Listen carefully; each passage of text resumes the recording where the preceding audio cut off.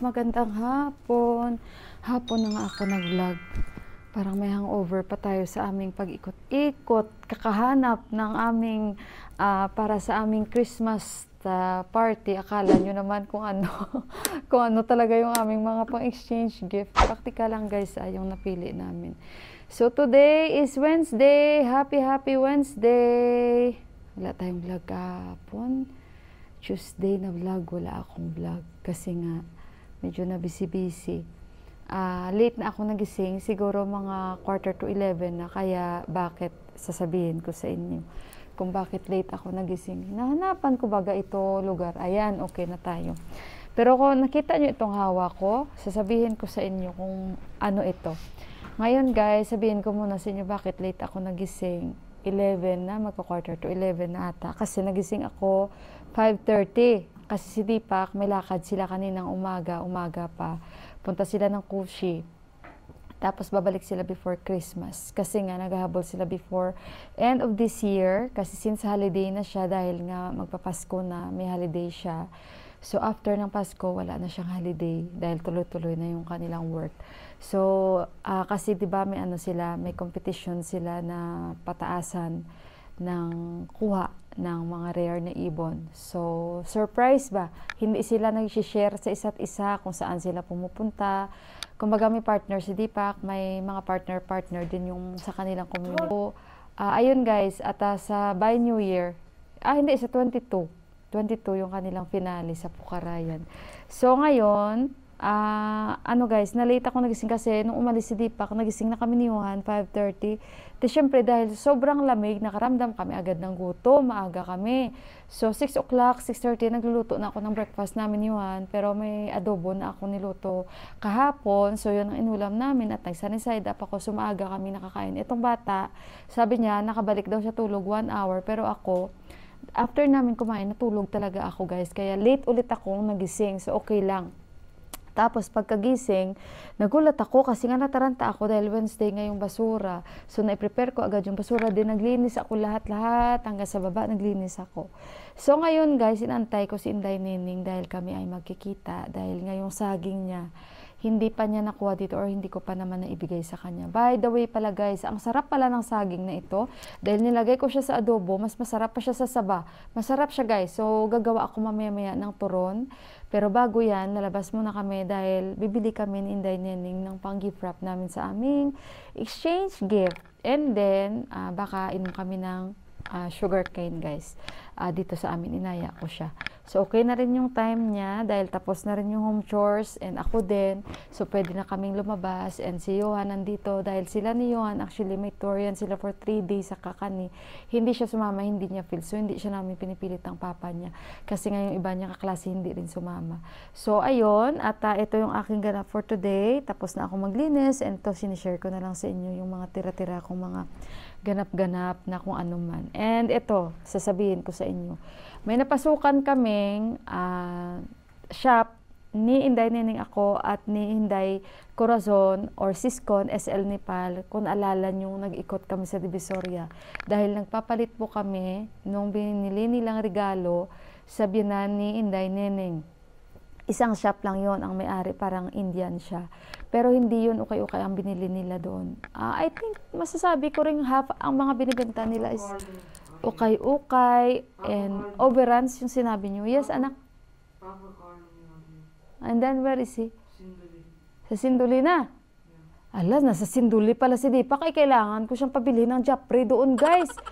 Kaso lang, magpunta na naman sila sa ano. Kaya sabihan ko muna siya, sandali muna guys, kasi mas masarap doon guys ang japre. Compare sa nabilhan ni Siskon dito, medyo mapakla siya. Yun talaga, original sabat talaga yun guys. Sandali muna guys, hindi pa sinasagot, mamaya-maya lang. So ngayon, etong nabili ko guys, tingnan nyo. Diba? Mahilig kasi ako sa mga ganito. Ang ganda. At saka yung style niya ba. Basta maganda siya guys, yung style niya. Gusto ko. Tapos naka-sneakers. Basta mahilig ako sa mga ganito. Tingnan nyo, oh. Tanggal na naman ang kanyang, yung kanyang, guys, tatak. Oh. So, hindi ko rin masasabi na overruns or ukay-ukay. So, marami guys. And sabi ko kay Inday Nining, dito mo kami talaga dinala ha. Natatawa nga siya. Pero yung binili nila sa kanyang biyanan is hindi yun mga overruns or ano guys. Pang Nepali talaga yun ng mga damit. At bago yun. So, ito, ang dami guys, ang napasukan namin. Pero, may hindi ako nagustuhan. Hindi lang ako, pati sila ni Inday ko, ni Inday Nining, yung kanyang price range. Yung kanyang price range, ang mahal. Nag-start siya talaga sa 1,400. Hindi siya bumababa sa 1,000. So, kasi dito, pag 1,000 rupees, 400 pesos na siya, guys. So, sa atin, pag nag-ukay-ukay, ang iyong at least 100, I think, pesos, di ba? At least magkakaroon ka na ng mga t-shirt or mga ganito.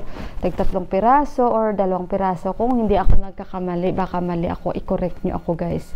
So, ayun. At sa UAE kasi nag-uukay-ukay din ako. Tag 3 dirhams, 5 dirhams, yung ganon. Pero sa Pilipinas kasi naabutan ko pa yung mga ukay-ukay ng 30 pesos, 35 rupees, 35 pesos, yung ganon ba.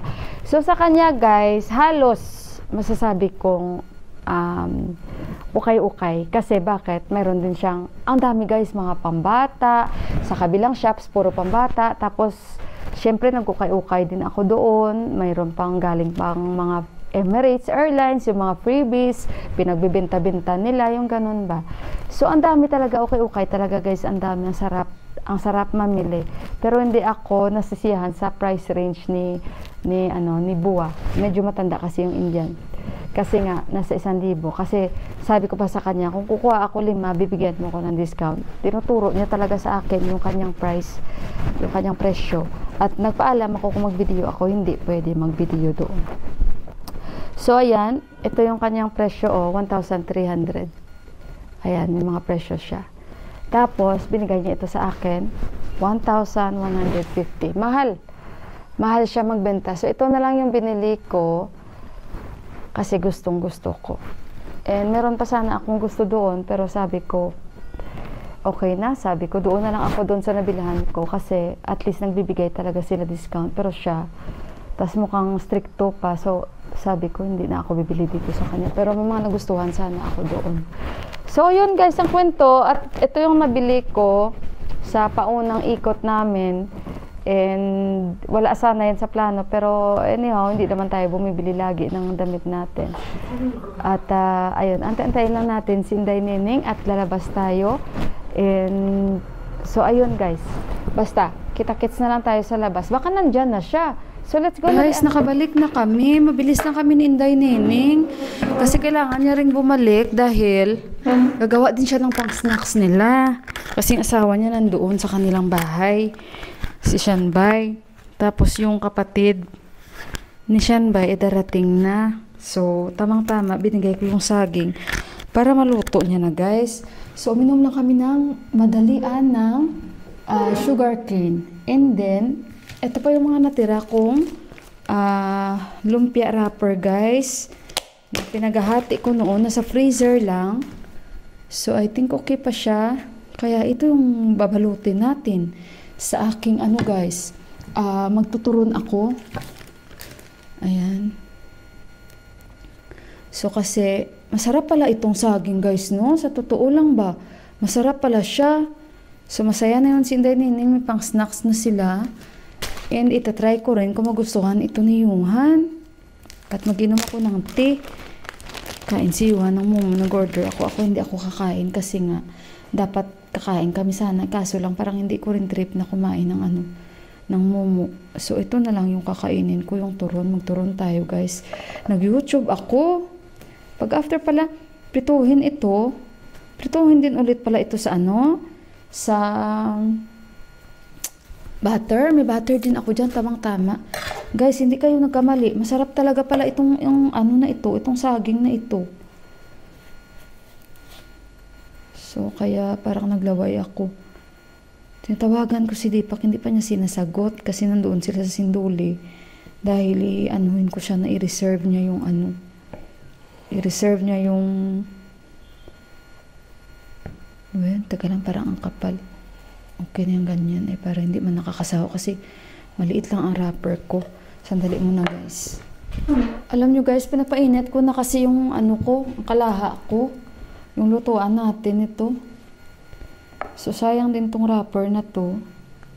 Good luck talaga sa ating turon na to. Parang malaki yung aking ano, wrapper. Malaki yung wrapper ko. Malaki yung aking ano, saging. Yung aking lang pag ano. Okay na yan. Magluto din si Inday Neneng. Kasi hindi man pwede na magtagal kami sa labas guys. Kasi syempre andyan yung asawa niya. Tapos mag-ano pa siya, maganda pa siya ng snacks. Yan si Shanbay. Kaya mabilis lang talaga kami. Ang importante, nakabili na kami ng aming pambalot sa aming ano, astig guys, yung aming pambalot sa aming gifts. Newspaper. Practical ba? Pupunitin din naman. Ang liit ng aking turon. Mamaya na guys, makita nyo.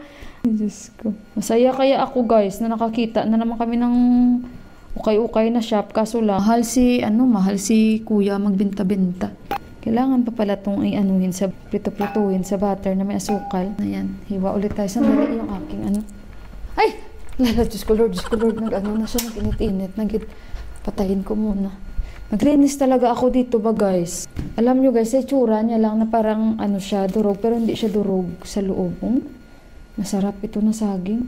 Bakit kayo doon pa sila na Dipak na una? No, sana hindi muna sila na una doon. Sana yan na yung pinakalas nila na daanan. Kasi kung doon sila nauna sa Sinduli, di syempre kung makakita siya Japri, baka madurog pa kung Japri ba. Buti na lang mabait si Sanjay Day. Siya pa nagre-remind minsan ka Dipak, kaya may mga saging, dalhan mo na Kasi nga siya yung may sasakyan, diba? Dalawa sila partner. Dipak, syempre si Dipak nakikisakay lang. Nahiyaman si Dipak sa kanya. Pero at least siya yung nagsasabi na yan, bilan mo na si Mila. Kaya sako-sako talagang dala Ayan, but kumusta kaya ang turon natin guys? Unplanned turon. Kasi parang naglaway din ako. Ay grabe, nilagay ko ito kahapon sa adobo ko. Ang sarap. Nakaka-relax din sa feeling na tapos na ako maglinis dito. Gusto ni Juan bumili ng tinapay. Kasi nga may Nutella siya, diba? So pag gugutumin siya, kuha lang siya ng tinapay at mag-ano siya, nadurog na ito. At anuhin niya guys, lamanan at kain-kain lang siya. Pangit. Sayang. Nakailan na akong turon? 1, 2, 3, 4, 5, 6, 7, 8. Ito tama din. Si Inday Neneng nagpiprito din siya ngayon at gawa daw siya ng tea. Ako din, magti-tea din ako nito paggawa natin. Tsaka ako ipakita sa inyo pagtapos na. Tsaka mag-gift wrap ako guys. Samahan nyo ako, mag-gift wrap na ako ng magbalot na tayo ng pang Christmas party namin. Ngayon pa lang na-imagine ko na yung pag-games namin. Natatawa na ako. Natatawa na ako sa mga pa-price namin. Sobrang practical. Ay, ang bota. May sobra pa isang kasaging. Isang hiwa. Buti kanina mahaba yung tulog ko. Hindi man ako ginising ni Yuhan. At may butter. May butter ba ako dyan? Wala akong butter. Ano kaya? Hindi ko alam kung may butter pa ako kasi nagluto ako ng puto Lagot na ito kung wala akong butter. Kasi may butter yung nakita ko Kung wala, prituhin na lang to guys. Ito yung sobra Wala na bukad siya. Wala. Ayan na guys.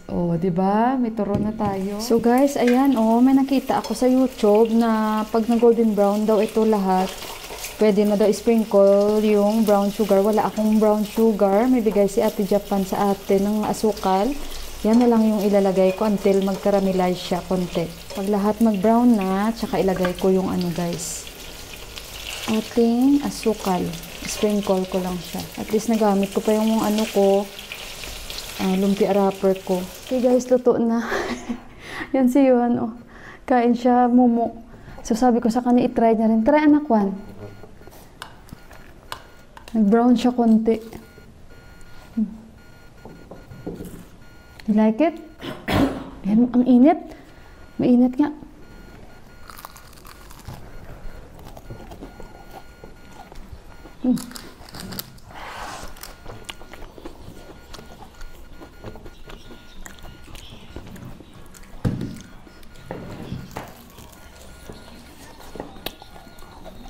Gusto niya.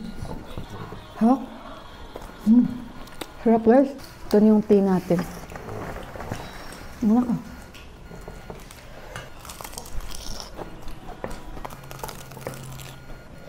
Okay guys, so magbabalot na ako ng aming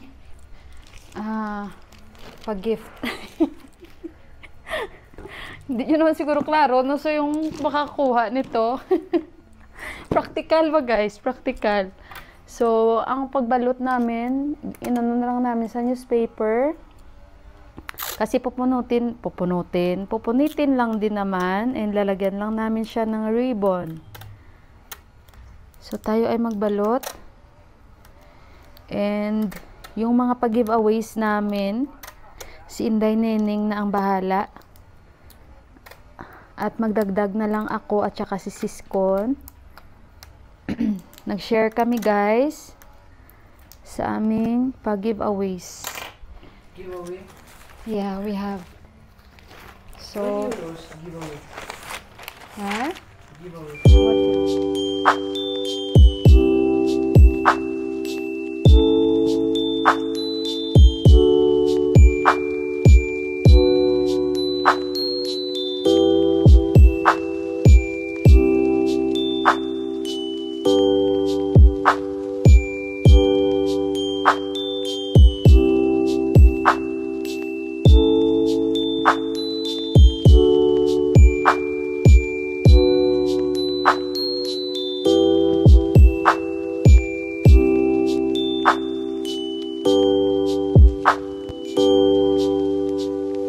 Guys, tapos ko na ibalot yung aming mga gifts.